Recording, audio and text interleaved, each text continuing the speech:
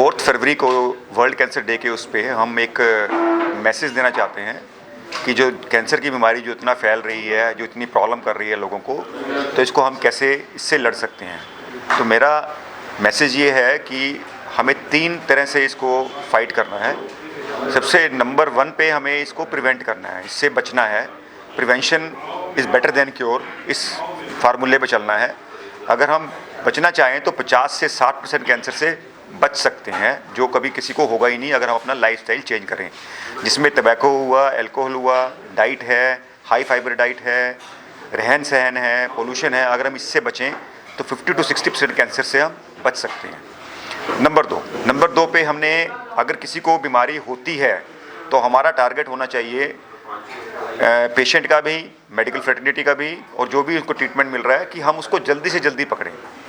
अगर उसको हम जितनी जल्दी पकड़ेंगे, फर्स्ट स्टेज में पकड़ेंगे, तो उतने अच्छे रिजल्ट्स रहेंगे, उतना ही क्योर रेट बढ़ जाएगा। अगर एक मेजर उसको लेके चलें ब्रॉड वे में, तो अगर फर्स्ट स्टेज में किसी कैंसर को पकड़ते हैं तो 90% से ऊपर क्योर रेट है, जिसमें दोबारा से वो बीमारी कभी उसको तंग नहीं करेगी। तो हमारा सेकंड जो टारगेट होना चाहिए, अर्ली डिटेक्शन, जिसमें हम कहते हैं कि cancer is curable if detected early. ये एक हमारी एक सेइंग है, तो इस पर हमें ध्यान देना चाहिए। नंबर 3 पे ट्रीटमेंट है। ट्रीटमेंट के पार्ट से मैं इसलिए कहना चाहता हूँ कि आजकल बहुत से कैंसर का ट्रीटमेंट, इतना अच्छे रिजल्ट्स हमारे पास हैं। जैसे अगर हम फॉर एग्जांपल लेके चलें, ब्रेस्ट कैंसर का मोर देन 80% क्योर रेट है। क्योर रेट मतलब कि वो बीमारी कभी भी दोबारा से उस मरीज को तंग नहीं करेगी। थायराइड कैंसर है, मोर देन 90% क्योर रेट है।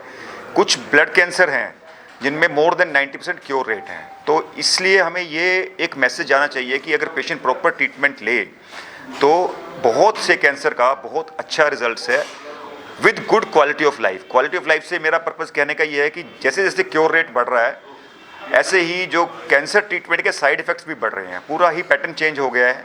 कीमोथेरेपी की बजाय हम टारगेटेड थेरेपी भी जा रहे हैं, जो कीमोथेरेपी नहीं है, उसके साइड इफ़ेक्ट्स नहीं हैं। रेडिएशन के अंदर हम ऐसी मशीनें आ रही हैं कि जो नॉर्मल टिश्यू को रेडिएशन नहीं जाती है, सिर्फ कैंसर सेल्स को मारती है।